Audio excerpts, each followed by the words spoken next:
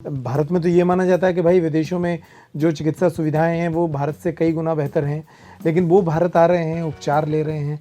आपके साथ उनका कैसा रिश्ता रहा, क्या अनुभव रहा, उस पर भी थोड़ा-सा प्रकाश डालिए। मैं मतंगेश्वर का यहाँ आभारी हूँ कि उन्होंने मुझे ये अवसर दिया कि मैं देश के साथ-साथ विदेशी मरीजों, पर्यटकों और अपने स्टूडेंट्स के साथ जो योग के डिसाइपल्स हैं उनसे जुड़ सकूँ।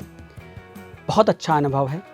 विदेशी लोग जो भारत की तरफ देखते हैं वो वही बात है कि हम विदेशी का जो कल्चर, विदेश का जो कल्चर है, पश्चिमी सभ्यताओं का जो कल्चर है वो टेक्निकल एस्पेक्ट पर है, वो हार्डवेयर पर काम कर रहा है, सॉफ्टवेयर पर काम नहीं कर रहा। और भारत सॉफ्टवेयर पर काम किया है। सॉफ्टवेयर को पहले हील करता है, बाद में हार्डवेयर को देखता है। जब हम सॉफ्टवेयर को 90% हील कर देते तो हार्डवेयर अपने आप रिपेयर होने लगता है। तो विदेशी मरीजों के साथ अपनी कला, अपने हुनर जो पिताजी के माध्यम से, गुरु के माध्यम से उपलब्ध हुआ, इतना अच्छा इंटरेक्शन है कि वहाँ के कई डॉक्टर्स मेरा उपचार आज लेते हैं, कंसल्ट करते हैं, एक बार रिकंसल्ट करते हैं। तो विदेश जब गया प्रवास के दौरान कई लोगों का ट्रीटमेंट हुआ।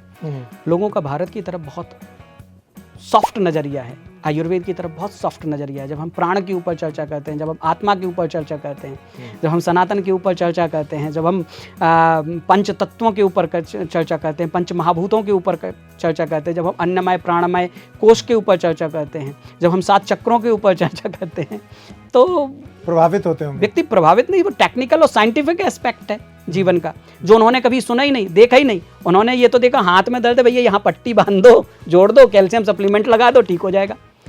ठीक है, ये ठीक हो रहा, पर क्या ऐसा भी संभव है कि बिना पेन किलर खाए हम आपके दर्द को सिर्फ हाथ रख करके भी ठीक कर दें? तो ऐसी विधाएं, प्राणिक हीलिंग जैसी विधाएं हमारे यहाँ मौजूद रही हैं। प्राण ऊर्जा से हमको कैसे किसी को हील करना, किसी के सिर पर हाथ रख करके उसका सालों पुराना दर्द कैसे ठीक करना, वो सारी चिकित्सा पद्धतियाँ हमारे भारत में हैं और उनके प्रैक्टिकल उपयोग मैंने किए ईश्वर की कृपा से। वो जब वो कार्य किए तो उनके लिए चमत्कार का विषय है, उनके लिए चमत्कार का, आश्चर्य का विषय है। फिर जब उसको साइंटिफिक तरीके से एलैबोरेट किया जाता है तो लोग कन्विंस होते हैं। श्रद्धा पैदा जबरन नहीं कर सकते हम किसी के मन में, लेकिन जब उसका साइंटिफिक एस्पेक्ट सामने आ जाता है